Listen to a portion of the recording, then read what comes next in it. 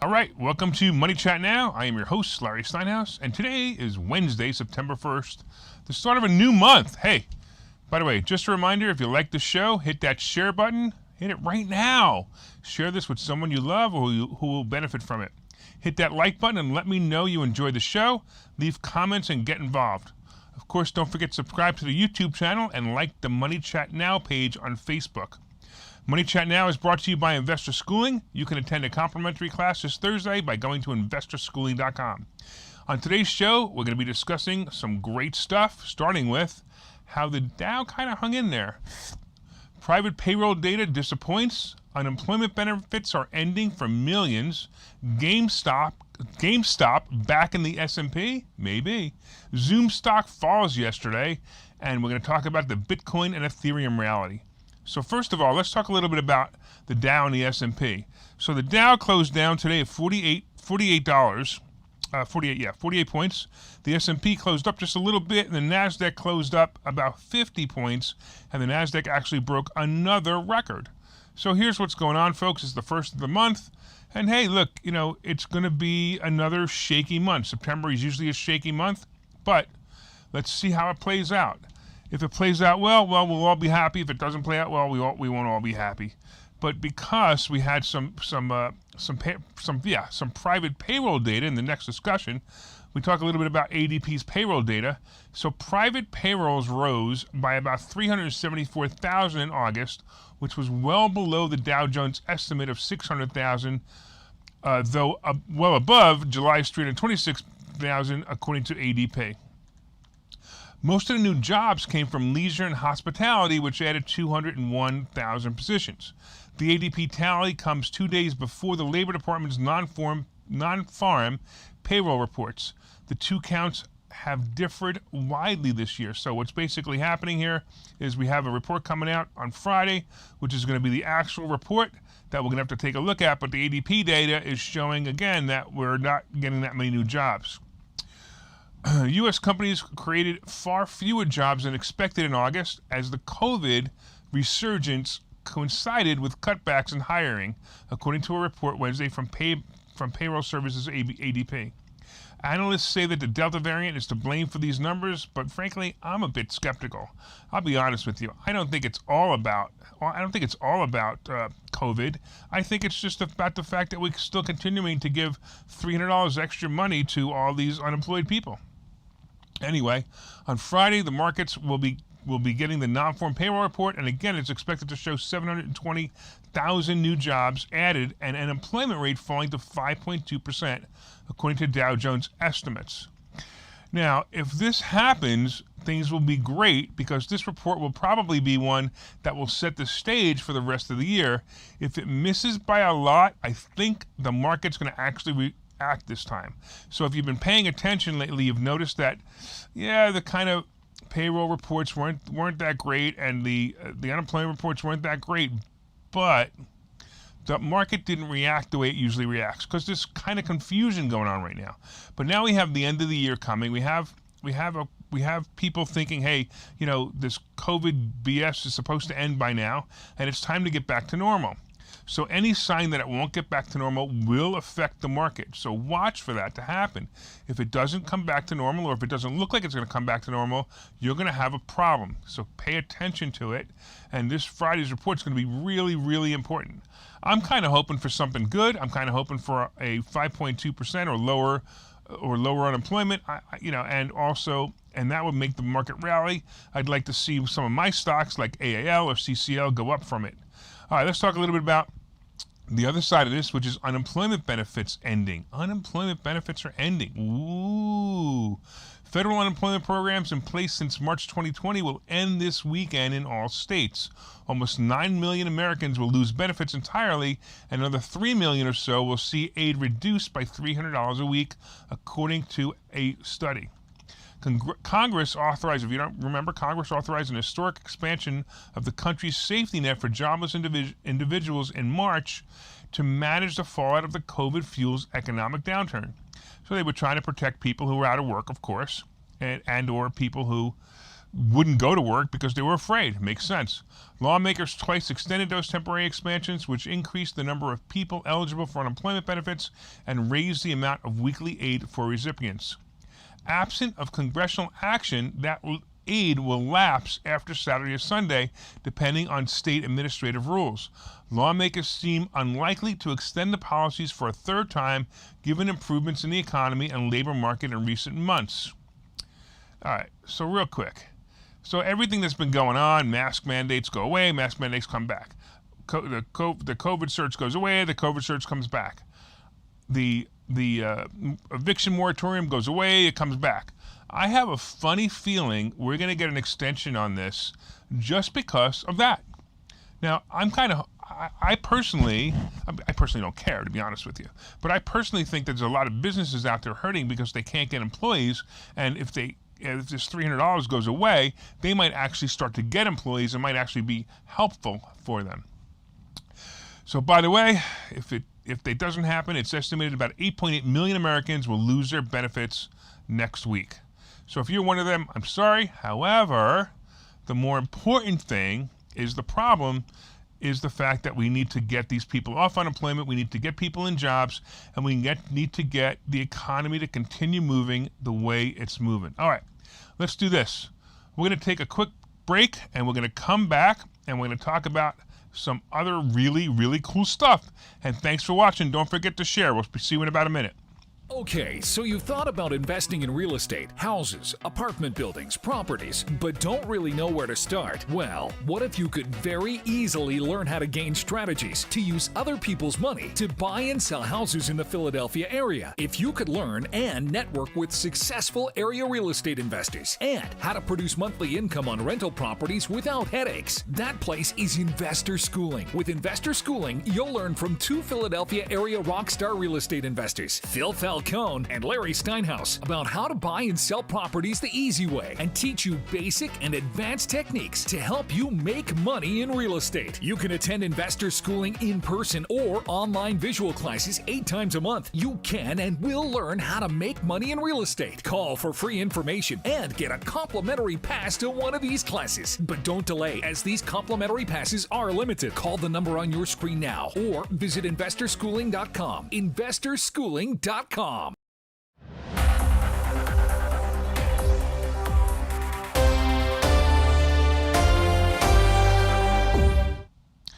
right, welcome back to Money Chat Now. I am your host, Larry Steinhouse, and so far today we've been talking about how the Dow has been holding in there. We talked about the NASDAQ had another record. We talked about private payroll data disappointing by a report from ADP, and we talked a little bit about unemployment benefits that are going to be ending.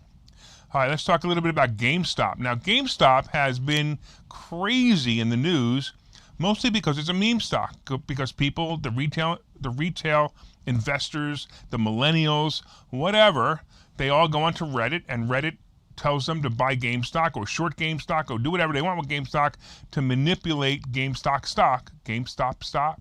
I like you to say GameStop stock 10 times. And if you do it, let me know. All right, so they're manipulating the stock. And now the weird part is, because of the manipulation, right, Wall Street Journal reported GameStop stock possible return to the S&P 500. So it's all in the hands of an anonymous committee. So how Wall Street Journal works, how the S&P works, the S&P has an anonymous committee that actually decides whether the stock should go back in or not. Now, most of the time, like the Russell 2000, it's automatic. They go in and they go out based on numbers, and it just kind of goes in and goes out. But the S&P 500 is based on people who actually pick it. And again, because of its popularity, it's driven the stock up considerably. However, there's some considerations in order to be included. A possible deal breaker is that companies considered for this index inclusion must have posted positive earnings for the most recent quarter. The sum of their past quarter's earnings must also be positive. So here you go, right? So GameStop reported a loss for the first quarter of the 2020, and because GameStop's loss for 2020 was significant, it's highly unlikely it'll pass the requirement that the sum of its past quarter's earnings will be positive. By the way, no matter what its results wind up being for the second quarter, the retailer is scheduled to report earnings on September 8th, and we're going to find out exactly what that means. They would have to crush it in order to in order to make up for the whole year. So there we go. So by the way, here's the other thing that's going to happen. If people start to think that it's going to move into the S&P 500, the stock might actually rise because of that. So now you've got a stock that's being inflated because of the possibility of it being put in the S&P. Now, I looked at it earlier. I didn't look at it now, but I looked at it earlier, and I did see that it was down. I don't know. It was down considerably. It was down about 8 points for today, which kind of surprised me. But the fact that it might actually get onto the S&P 500 might make the stock go up. Here's just another thing. If it makes it to the S&P 500, the stock will pop and immediately drop, so it might be a good play for you guys. And I don't even think it's going to happen. All right, we all saw the rise of Zoom stock. Oh, that was a good play. So Zoom stock took off, man. It shot up. It was unbelievable there for a while. How high Zoom stock was for a while. But in the last couple of days, Zoom stock fell. Take a look at this chart. It'll be fascinating to you to see how it fell. All right, here it comes. It's coming up in a minute. Zoom's quarterly revenue surpassed $1 billion for the first time in the company's history. However, slower demand for the company's services is starting to show. Now, I kind of wanted to talk a little bit about Zoom, and I wanted to talk about the fact that, hey, I was in it a couple of times. I made a couple of bucks. I did lose big when it dropped from 400 to 300. That surprised me. But here's an interesting piece of information, not about Zoom stock, but about online conferences. So a study of online conferencing effects on business showed the following. So basically, before I give you these numbers, people are online and they're doing conferences either with their clients or with their employers or with their co-workers, whatever it is, they're doing these conferences and they're not going so well. So I have to tell you guys who work for me that today they wanted to do a Zoom call and I said no. I found this article after and I wasn't looking for it. So just so you guys know, this is why. So here you go. 83% witnessed disciplinary action taken over mistakes. So someone makes a mistake and in front of all their peers, because they're on Zoom, they had a disciplinary action taken over mistakes. 24% have seen an employee terminated. Terminated, you're done. Click off your Zoom and get out of here. Wow, that's rough, right? 41% missed project deadlines. Yeah, that sounds pretty familiar because I've been seeing that a lot here. I'm complaining to my employees right now. I hope they're watching. 32% lost a client business opportunity. Now, I'll tell you, that actually happened to someone that I was online with who was trying to sell me something, and they blew the Zoom. I mean, they blew it. They blew. I wanted information, and they couldn't give me the information. They didn't have it, and I guarantee you that they would have had that. They would have had that information. They would have had that information handy if they weren't lazy and doing a Zoom call. So I'm going to tell you, that's what I found this to be very fascinating. And I did notice that inside of the chat boxes, some of my employees are already starting to complain about this. Ha, too bad. All right, let's talk a little bit about Bitcoin and Ethereum's rally. So Ethereum hit almost 3,800 today, and Bitcoin moved back to about 4,900.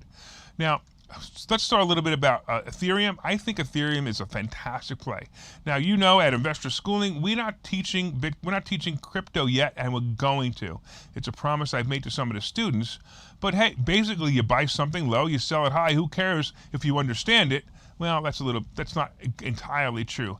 I like understanding what I do, and I've actually looked into a little bit of Ethereum, and I understand it a little bit.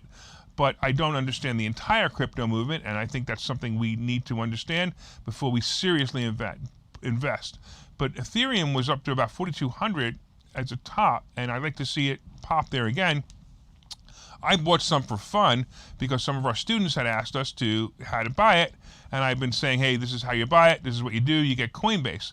Now, the interesting thing about this is if you are a Coinbase holder, you know that when Bitcoin and Ethereum rally, Coinbase also rallies. So today it popped up about 13 points. And if you're watching Ethereum and if you're watching Bitcoin and you're watching some of the other cryptos, by the way, I have Dogecoin also. I just think it's such a cool thing to have something called Dogecoin, that's all. So if those are moving, Coinbase will also rally when they go down a lot. So if Ethereum drops down back into the 2,500 range, which I kind of hope it does and kind of hope it doesn't. I kind of hope it does because I'd like to jump on Coinbase and I'd also like to add some more of my Ethereum, but I kind of hope it doesn't because nobody likes to see their account go down, right? But if it does have major moves, Coinbase is going to move. So Coinbase seems to oddly move down when these cryptos move down too, but that doesn't make sense to me because that just means people are selling them and Coinbase makes money on every single transaction. But when that happens, that's the opportunity. I'd like to see even Coinbase, if I can get back to 240, I'd jump all over it. But I don't know if that's going to happen. 250 might be the play. Okay, let's do this. We're going to take a quick commercial and talk to you a little bit about how you can win Phil's car. So Phil's car is it's really cool. It's outside our office right now waiting for somebody to win it. And I think that you should go out and win it. So go ahead and watch this video and learn how you can win Phil's car. Hey, if you were listening to Investor Schooling Live today, I'm Phil Falcone, and I made the decision today on air that I'm going to be giving away this car. You want to take a look at it? Let's do it. How would you like to pop your top without ever getting out of the car? Huh? It's pretty cool. You can do it at a red light. You can do it when you see it rainy. You can actually even do it when you're driving, as long as you don't go maybe faster than 10 miles an hour. So I am giving away this car. Why? Is it because I'm crazy? Is it because I'm rich? Is it because of both? Take your pick. I don't care. Let me tell you about the car. We're going to have a contest. We're looking for real estate investors to go to our website and give us a real estate tip. And you can have people that you know vote on the site about which real estate tip is the most quality, most valuable to them. So let's just say that our contest is going to be looking for quality real estate tips and for votes. So you need to get your friends, your family, people who care about you, and real estate investors who are willing to go on the site and vote for it. And I will give you this car.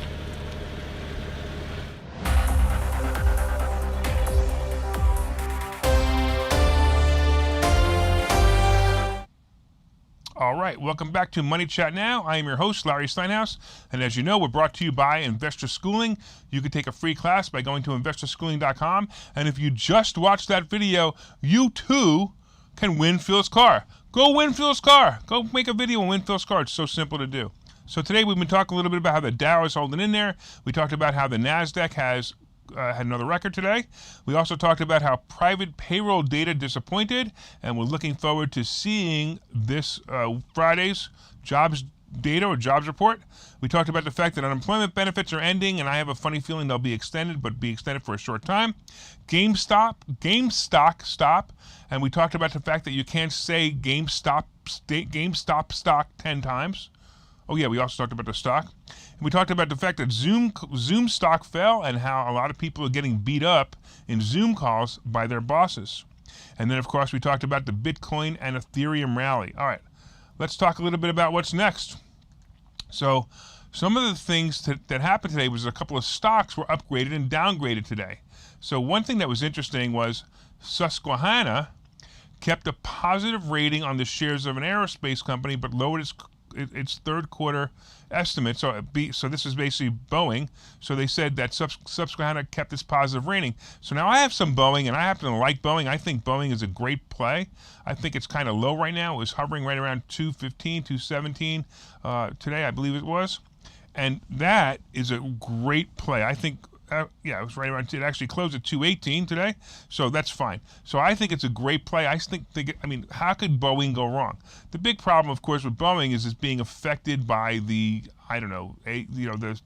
fact that airline stocks are being hurt a little bit. Also, JPM reiterated Robinhood as a market outperform. I told you guys buy Robinhood, buy Robinhood, buy Robinhood. I think it's going to take off. I think it's going to become a meme stock, and I think it's going to make a lot of money if you invest in it. Right now, the options are a little high, but if the options pull back, I would tell you to buy some options on it.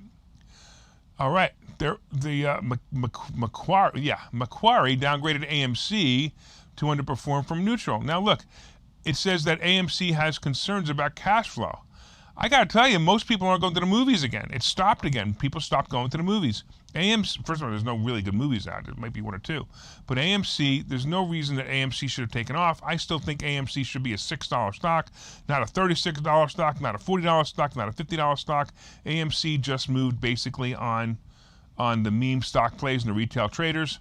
I would stay away from it no matter what.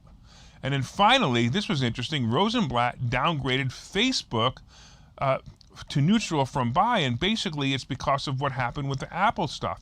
So the iPhone now has tracking that will no longer track you, and the problem with that is the Facebook ads were counting on that tracking. Now, we actually had a problem with that too. At Investor Schooling, we had a problem with that, but hey, it is what it is. All right, I want to thank you for watching Money Chat Now. Don't forget to hit that share button. Don't forget to share that with somebody who you love. Hit the like button. Please hit the like button. Don't forget to subscribe to our YouTube channel. Go to Money Chat Now YouTube channel and like the Money Chat Now page on Facebook. I have to say, from time to time, I own some of the assets and options discussed in this show. The opinions discussed in this show is solely mine, and no one has asked me to discuss them. And once again, thank you for watching Money Chat Now. We look forward to your continued support, and I will see you tomorrow and every day at 4:03 p.m. Take care, everybody.